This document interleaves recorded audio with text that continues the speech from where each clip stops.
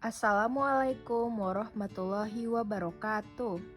Pada hari ini kami akan mempresentasikan tentang Majelis Permusyawaratan Rakyat oleh kelompok 1 yang beranggotakan Farah Fakhira Khairunisa, Ratu Demita Almasukmadewi, dan Zafira Kamila Hati.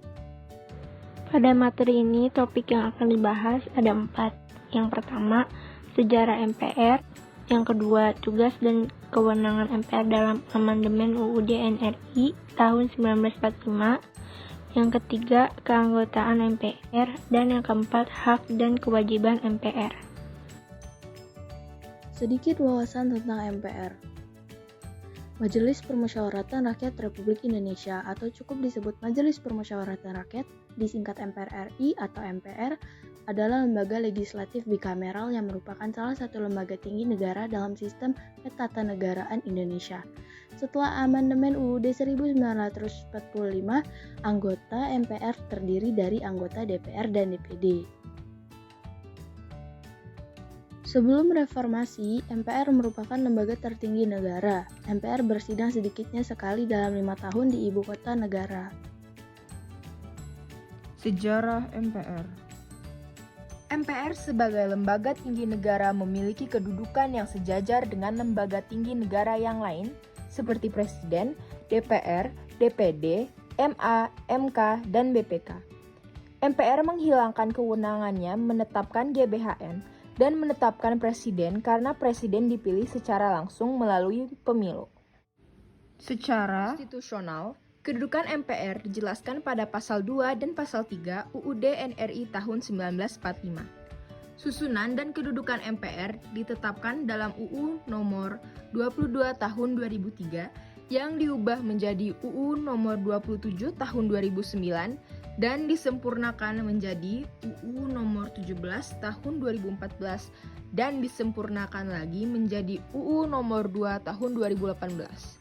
Dengan mengacu pada perubahan pasal 1 ayat 2 UUD NRI tahun 1945 dalam amandemen ketiga, maka kedaulatan ada di tangan rakyat dan dilaksanakan menurut Undang-Undang Dasar. Adanya penghapusan dan penjelasan resmi UUD NRI tahun 1945 dalam sistematika amandemen UUD NRI tahun 1945 berdampak terhadap penghapusan kedudukan MPR sebagai lembaga tertinggi negara. Tugas dan wewenang MPR.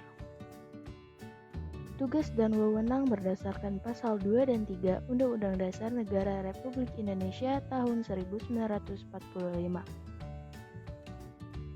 Menetapkan peraturan tata tertib dan kode etik MPR, melantik presiden dan wakil presiden, memilih wakil presiden dari 2 calon yang diajukan presiden jika terjadi kekosongan jabatan wakil presiden dalam waktu 60 hari, melantik wakil presiden menjadi presiden jika presiden mangkat, berhenti, dan diberhentikan, mengubah dan menetapkan undang-undang dasar.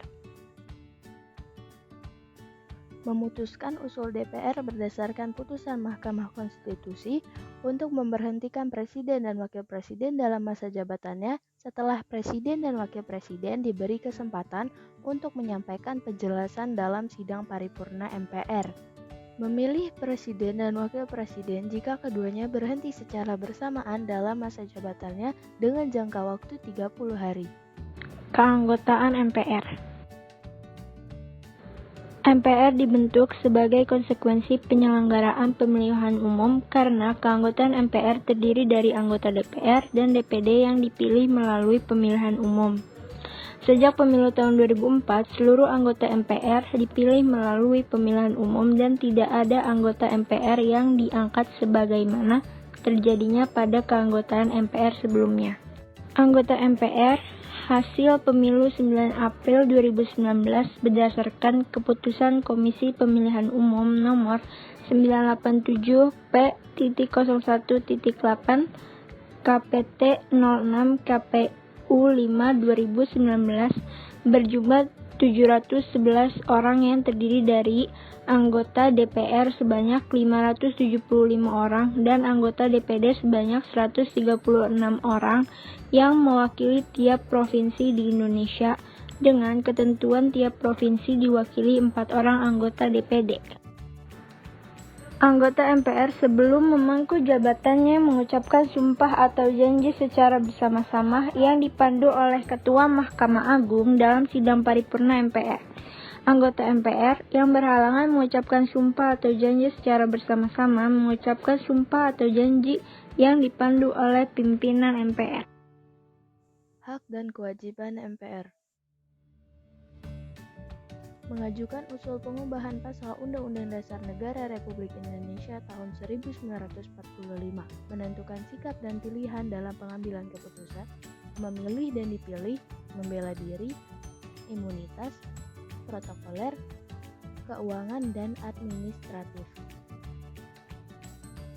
Memegang teguh dan mengamalkan Pancasila, melaksanakan Undang-Undang Dasar Negara Republik Indonesia tahun 1945 dan menaati peraturan perundang-undangan, mempertahankan dan memelihara kerukunan nasional dan menjaga keutuhan negara kesatuan Republik Indonesia, mendahulukan kepentingan negara di atas kepentingan pribadi, kelompok, dan golongan, melaksanakan peranan sebagai wakil rakyat dan wakil daerah.